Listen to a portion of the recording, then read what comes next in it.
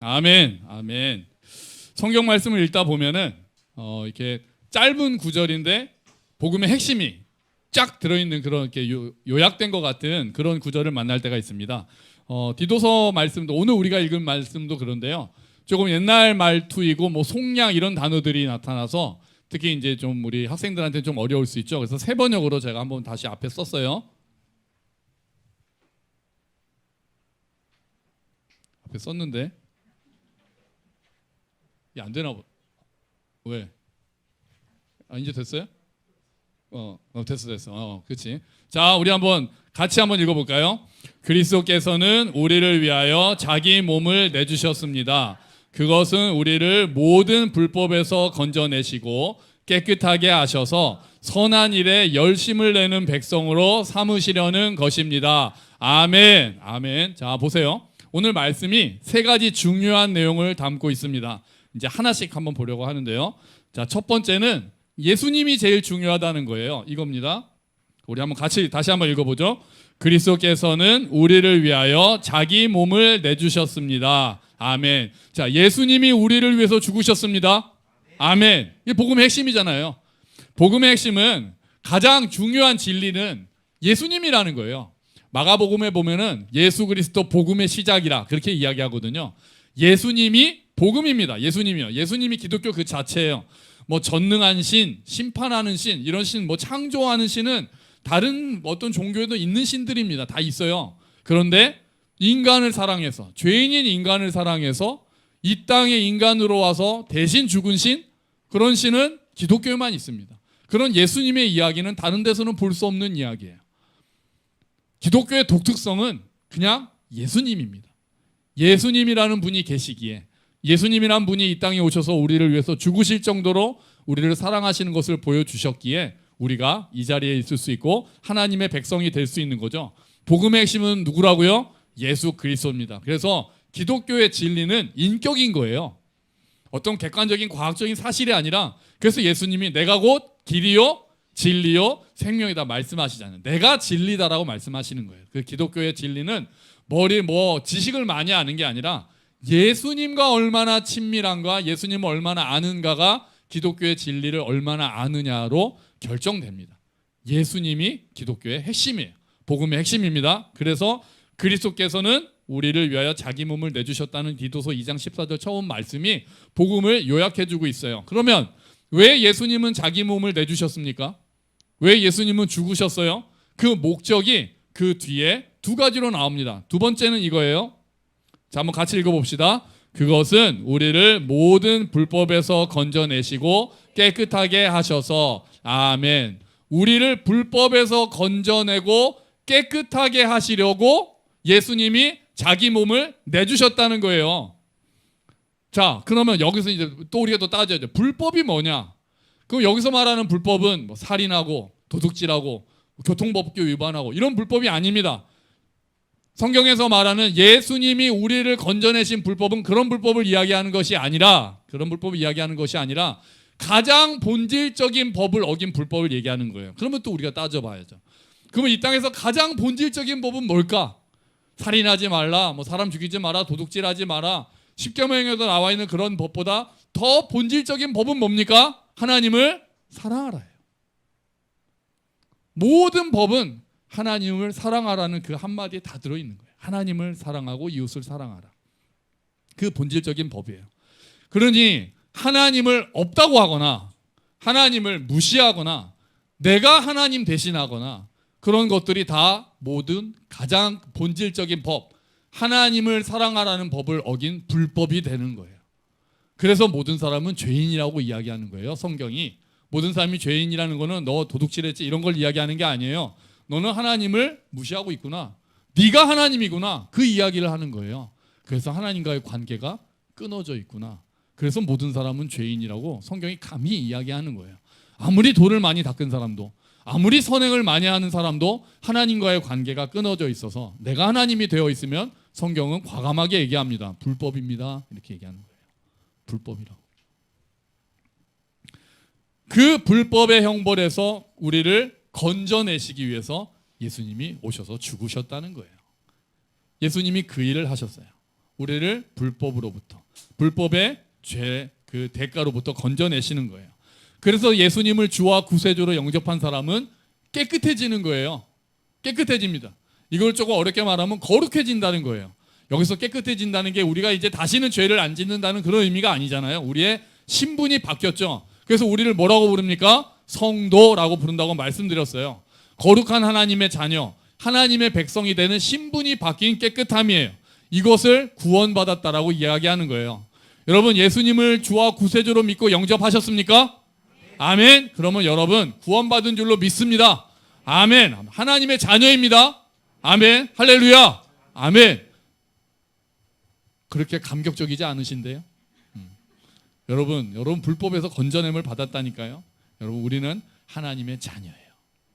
예수님을 주와 구세주로 영접한 우리는 하나님의 자녀란 말이에요. 그런데 그게 끝입니까? 그게 다인가요? 복음의 가장 중요한 이야기들을 했는데 이게 다입니까? 그렇지 않죠. 죄와 사망에 빠져있던 우리가 예수님을 주와 구세주로 영접해서 불법에서 건짐을 받았다.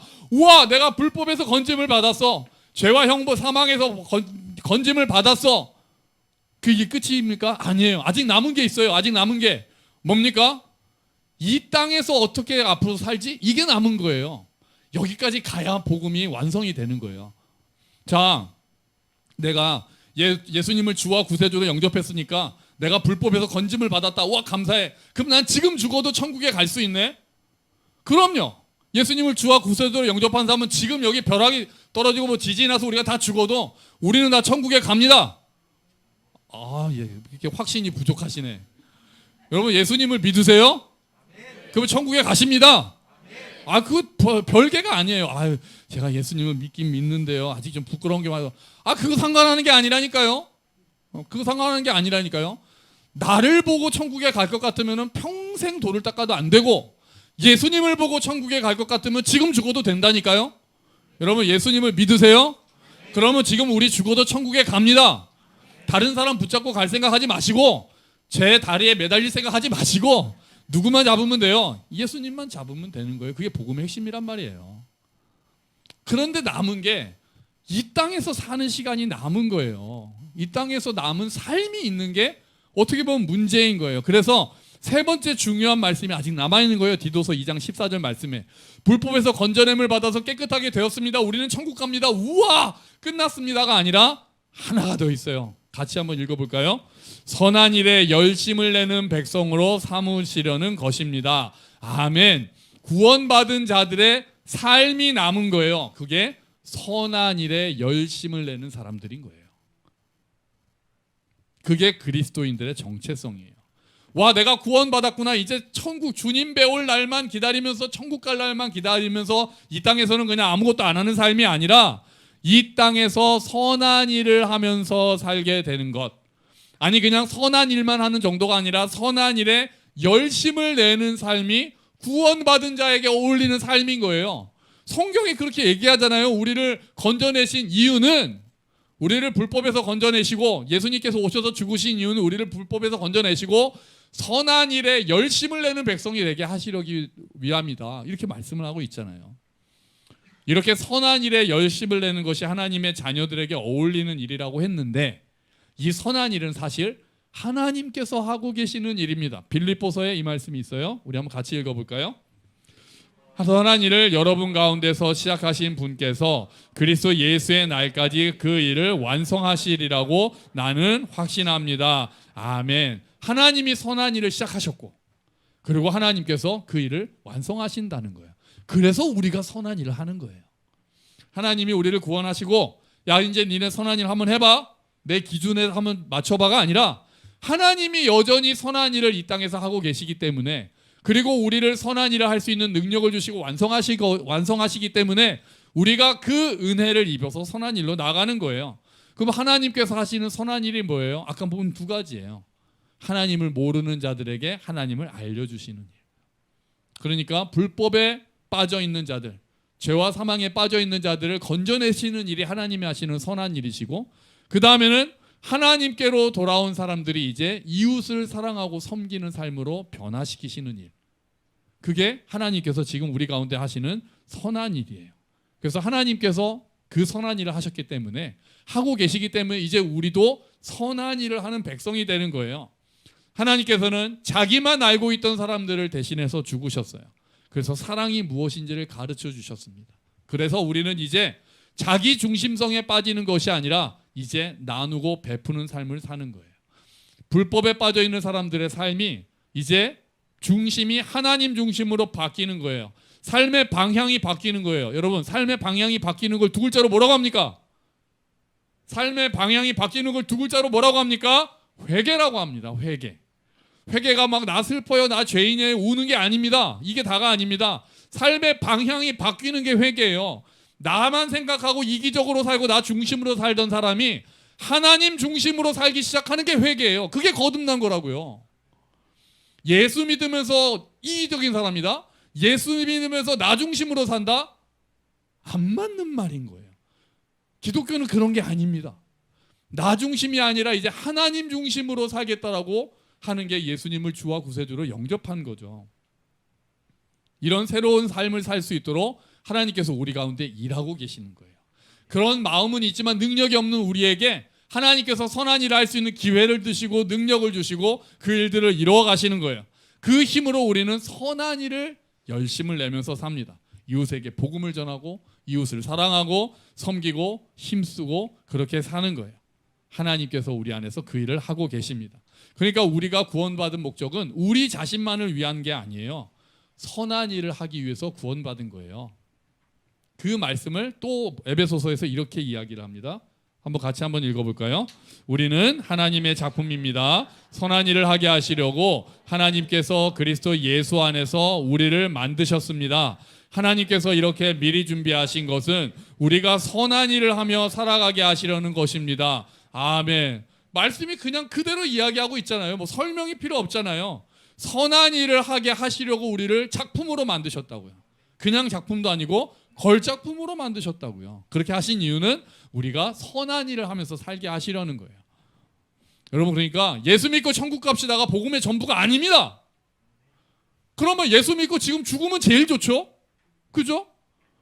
너 예수 믿었네? 하나님 보시고 너 예수 믿었네? 야, 지금 나랑 천국 가자. 그렇게 안 하시잖아요. 왜 이 땅에 우리 지금도 살려놓으세요? 왜 우리는 지금 이 땅에서 사는 목적은 뭡니까? 주님 오시는 천국만 바라보고 사는 게 이 땅에서의 목적입니까? 아닙니다. 아니에요.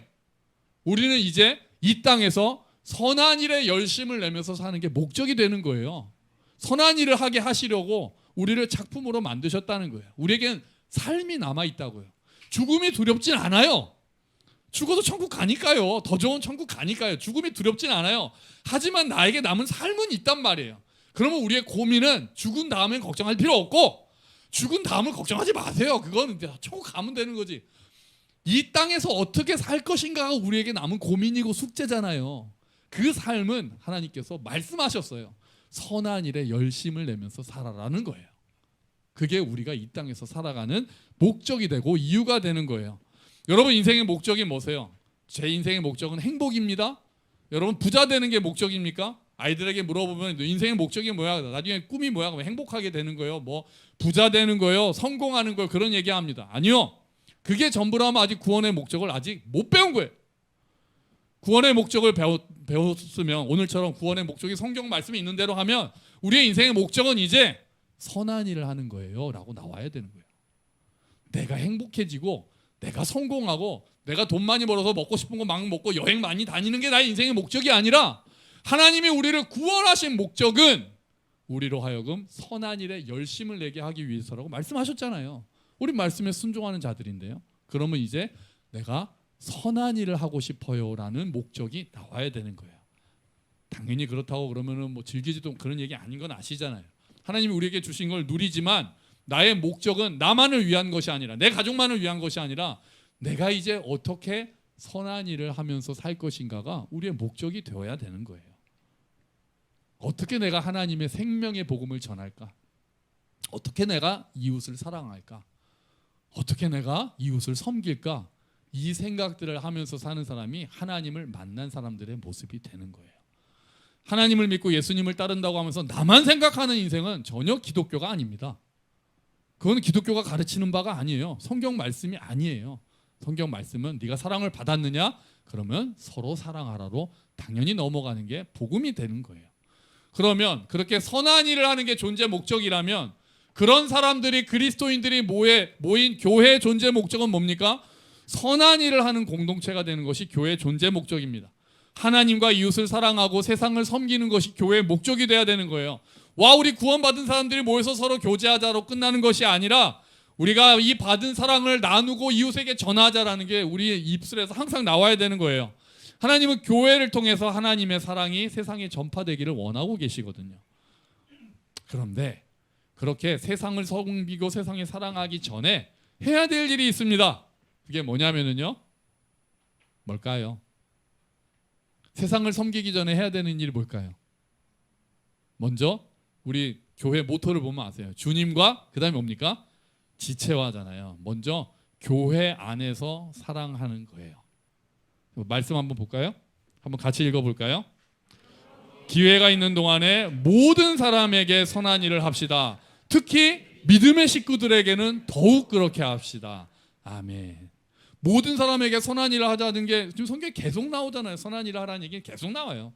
그런데 또 바울은 특히 믿음의 식구들에게 더 그렇게 하자라고 얘기를 해요. 자, 그러니까 하나님의 사랑을 받아서 모여있는 교회 안에서도 서로 사랑하지 못하면 우리가 어떻게 세상에 사랑을 전하겠습니까? 이 말과 같대요. 우리끼리 사랑하자는 얘기가 아니라 먼저 우리 안에서 우리 교회 공동체 하나님이 한 몸으로 묶어주신 교회 공동체 안에서 서로 사랑하고 섬기는 법을 배우고 그렇게 사랑이 커져서 이웃을 사랑하고 세상을 섬기는 사랑으로 나아가라는 거예요. 사랑하는 법을 교회 안에서 배우는 거예요. 먼저 배우는 거예요. 나와 다른 사람은 좀 불편하지만 참는 법도 배워야 돼요. 교회 안에서.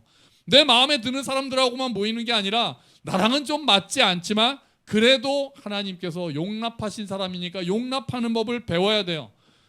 나와 다른 생각을 받아들이는 법을 훈련해야 돼요. 사랑을 주고받으면서 우리의 사랑을 점점 더 키워나가는 것이 교회 공동체의 존재 목적이 되는 거예요. 예수님께서 이렇게 말씀하셨어요. 같이 읽어봅시다. 너희가 서로 사랑하면 모든 사람이 그것으로서 너희가 내 제자인 줄 알게 될 것이다. 아멘. 자, 예수님께서 말씀하세요. 너희들이 내 제자인 줄 알게 되려면은 교회를 크게 지어라. 그렇게 말씀하지 않으셨어요. 세상이 저 사람들이 진짜 하나님의 제자구나. 하나님이 살아계시는구나. 이렇게 보여주려면은 해야 되는 건 뭐예요? 서로 사랑하는 거라는 거예요. 뭔가 어마어마한 일을 하고 세계 선교를 하고 그런 일들이 너희가 내 제자인 줄 알게 하는 게 아니라 예수님께서 요한복음에서 말씀하시는 거는 너희가 진짜 서로 사랑할 때 그런 공동체를 만들 때 세상이 교회를 보고 신기하네. 이렇게 저렇게 서로 희생하고 서로 섬기는 공동체가 있다는 게 이상하네 라고 하면서 하나님이 있나? 이런 생각을 하게 된다는 거예요. 서로 경쟁해야만 살아남는다는 세상 속에서 겸손하게 서로 돕기 위해서 희생하는 공동체가 없잖아요. 그런 공동체를 교회가 만들어낼 수 있어야 되는 거예요. 하나님께 큰 무조건적인 사랑을 받아서 모인 사람들이 그 사랑에 감격한다면 더 지체를 먼저 사랑하고 섬기는 일들이 있어야 된다는 거예요. 그래서 세상이 그런 교회의 모습을 보고 저 안에 뭔가가 있구나. 저 공동체는 뭔가가 다르구나. 그렇게 해야 된다는 거예요. 그래야 복음이 전해지는 거예요. 그래서 교회 공동체가 사랑하는 법을 배워야 돼요. 세상은 소유가 다라고 합니다. 성취가 중요하다고 합니다. 하지만 교회는 존재가 중요하다고 하는 곳이에요. 소유나 성취가 아니라 너가 있는 그대로가 하나님께서 사랑하시고 나도 우리 교회도 너를 있는 모습 그대로 사랑한다. 네가 부족해도 네가 뭐를 못해도 네가 충분하지 않아도 우리는 너를 충분히 사랑한다는 메시지가 교회 안에서 암묵적으로나 명시적으로나 언제나 나와야 돼요. 말투 하나, 눈빛 하나도 서로를 용납하는 공동체가 되는 것이 선한 일을 하는 공동체가 되는 먼저 순순인 거예요. 함께 슬퍼하고 함께 기뻐하고 그렇게 교회에서 사랑을 배우고 훈련하게 되기를 축원합니다. 아멘. 우리 교회가 그렇게 사랑이 먼저 충만한 교회가 됐으면 좋겠어요. 그렇게 교회에서 사랑을 경험하고 사랑을 받고 훈련하고 배운 다음에는 그 다음에 그 사랑이 흘러 넘치기 시작하는 거예요. 그 충만한 사랑으로 세상을 섬기고 선한 일을 하는 거예요. 어디부터 시작합니까? 우리 주변부터 시작해요. 여러분 내일 누구를 만나세요? 당장 내일 월요일 누구 만나세요? 회사 직장 동료들 만나십니까?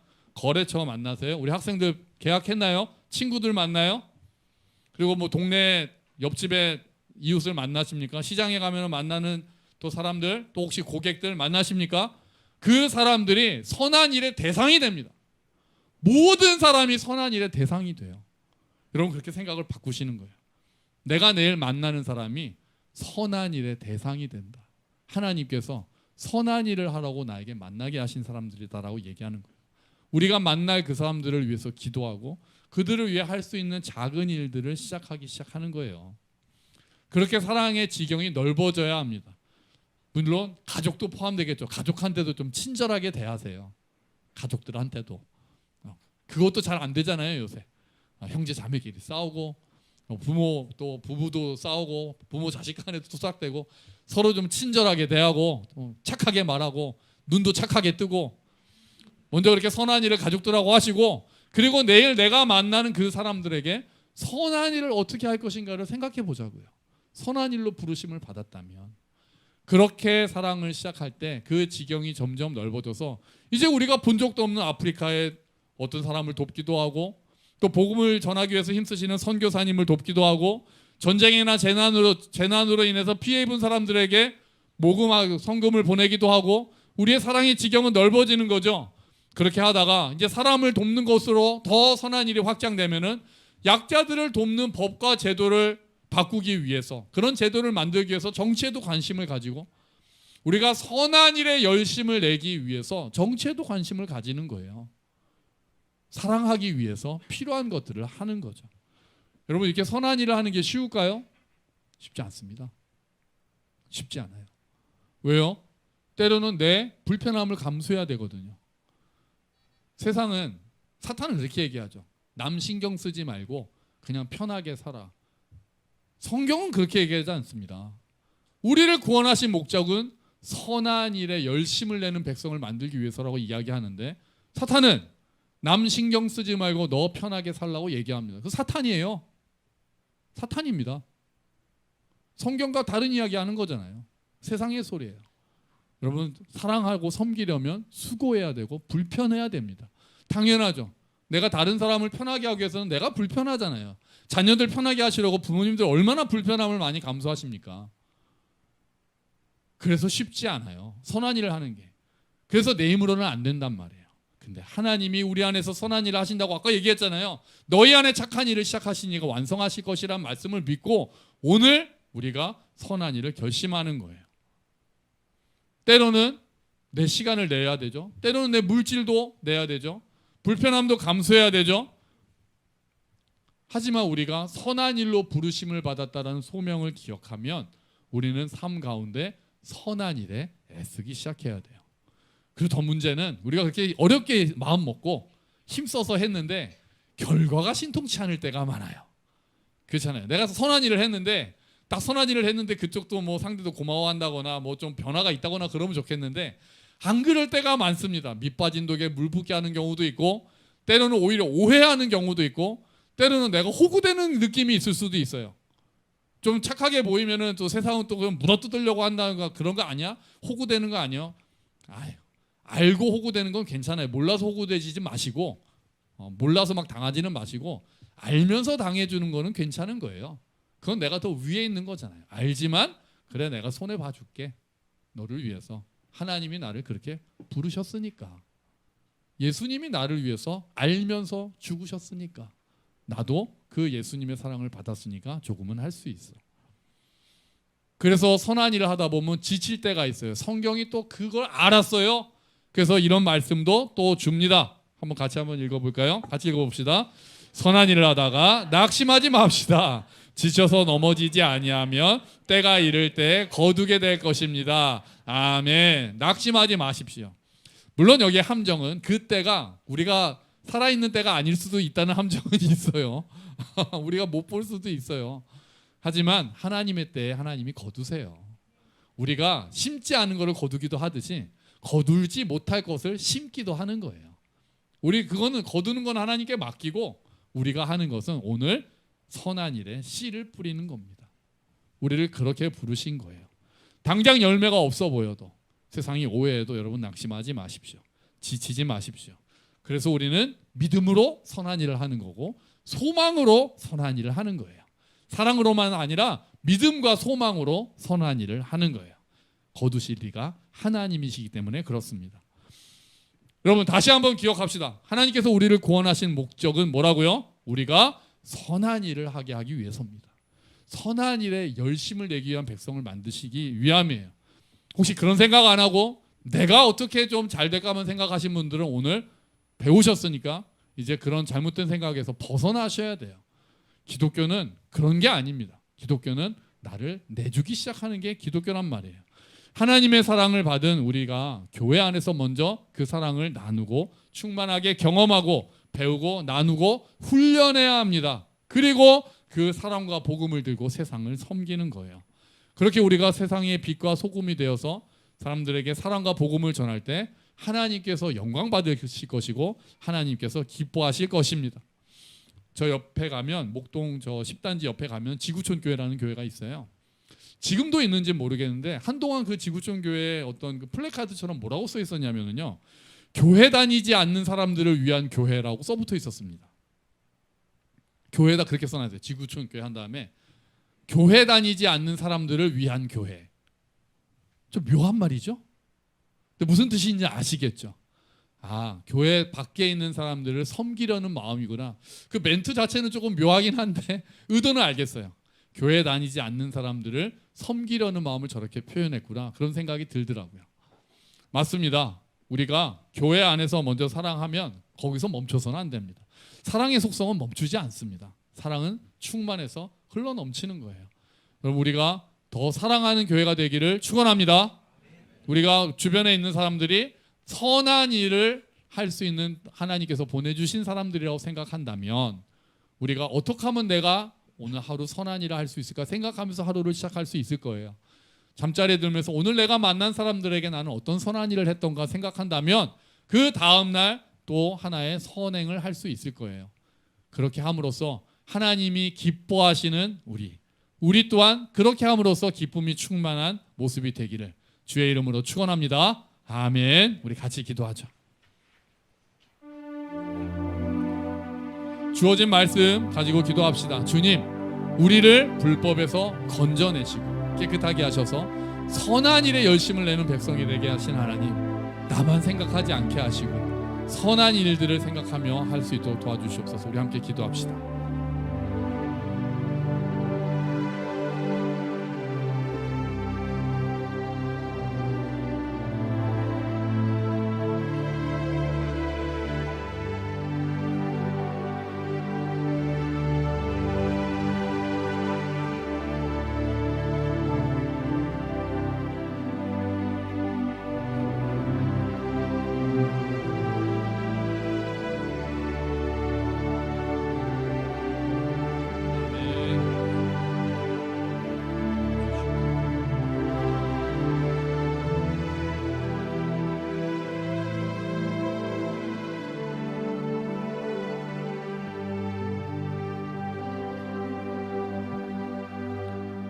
주님, 예수님께서 오셔서 십자가에서 죽으신 것은 우리를 불법에서 건져내시기 위함이었고 또한 그것이 끝이 아니라 이제 이 땅에서 사는 동안은 선한 일에 열심을 내는 백성으로 삼기 위해서라고 말씀하셨습니다. 주님, 우리가 이 땅에 살아있는 목적을 다시 한번 생각합니다. 죽음 이후에는 천국이 있겠지만 그 이전에 이 땅의 삶은 우리가 어떻게 살아야 할지 오늘 말씀을 주셨으니 선한 일에 열심을 내는 우리가 될 수 있도록 주님 도와주시옵소서. 선한 일을 하다가 낙심하지 않게 하시고 내가 만나는 사람들이 모든 사람들이 선한 일의 대상임을 깨닫고 하나님께서 그렇게 부르셨다는 것, 그렇게 보내셨다는 것을 알고 정말 우리 주변에 만나는 사람들부터 선한 일을 함으로써 사랑과 복음으로 섬길 수 있게 하시고 그렇게 우리의 사랑이 점점 더 넓어지고 지경이 넓어져서 정말 세상의 많은 사람들을 섬기고 정말 세상의 힘든 자들의 눈물을 닦아주는 가정, 또 그 눈물을 닦아주는 교회가 될 수 있도록 주님 도와주시옵소서. 감사합니다. 주님, 예수 그리스도의 이름으로 기도합니다. 아멘.